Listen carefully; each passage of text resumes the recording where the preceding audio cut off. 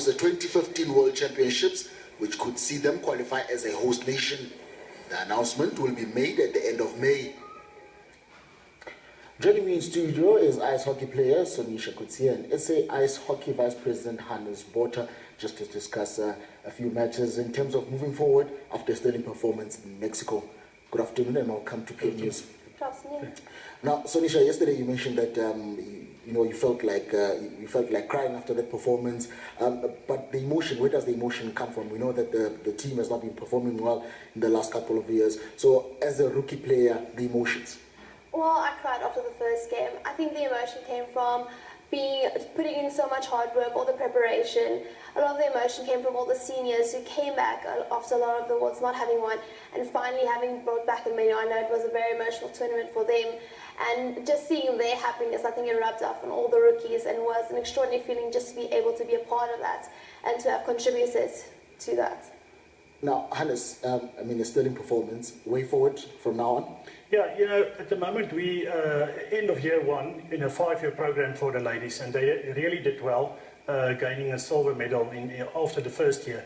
We're expecting them to qualify next year for World Championships for Division 2. That will be the way forward then. And yesterday you spoke about, when I spoke to you, you spoke about development in the previously disadvantaged areas. How far are you with that? And maybe have you given yourself or set yourself a time frame when to achieve the objective? Yeah. The objective at this stage is Forest Hill opens in June, and that will be in an area where there's a previously disadvantaged players, and we're obviously going to then develop those players. We've also gained a lot of equipment from our IHF, international partner for ice hockey, and they've given us a lot of equipment so that we can develop players in the future. But it is an expensive sport.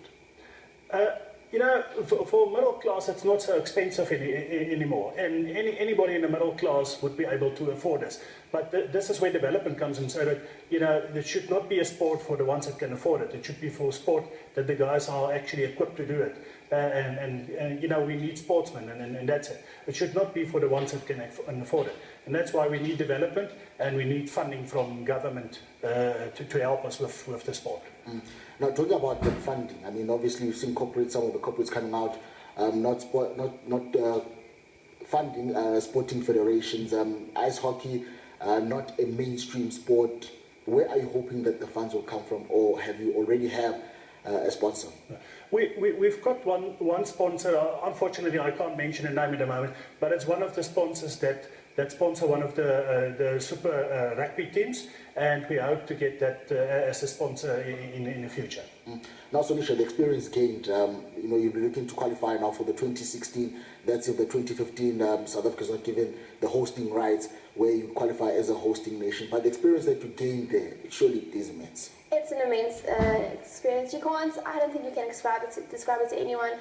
Just in the 3 tournaments played is more than any practices you can do in a month, more than any fitness training you can prepare for in a month. And also, I think we've come a long way if you look at where FIFA, the Bafana Bafana is ranked at the 56th place, and we are ranked 31st. So also, if you look at it that way, we're immensely proud to have brought it back. And I think you can never top this kind of experience, to have gone, to have brought it back. It's amazing. It's extraordinary. Now, in the final, I spoke to the coach, and he said that, you were close, you were just close to winning it. Where did you think, where did you lack as a team? I think we lost the game within the first 10 minutes. We were just not, our heads weren't together. The first 10 minutes of the game, that was it. If we brought it all those 10 minutes, the game would have been ours. Hands down, it would have been our game. But we didn't, 10 minutes we didn't perform, and that was unfortunately cost us the game. But we have looked at it, and we will definitely improve. And we improved on it the next game as well, bringing it from the first minute, from the first second you stepped on the ice. So yeah, we'll just be able to, train harder and prepare better for next time.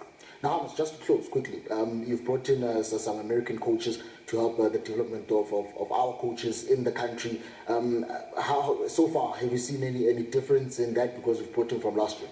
Yeah, the development is not just for the players, it's also for the coaches, and that's why USA Hockey helped us quite a bit. Bob Mancini is our senior national men's coach, and what he does when he comes out, he actually coaches, at this stage we coach 70 coaches through USA Hockey, and this is part of developing the sport in the future. Hannes and Sonisha, I'll like to continue speaking to you, but because of time constraints, unfortunately, we have to leave it there. But thank you very much for joining us in studio.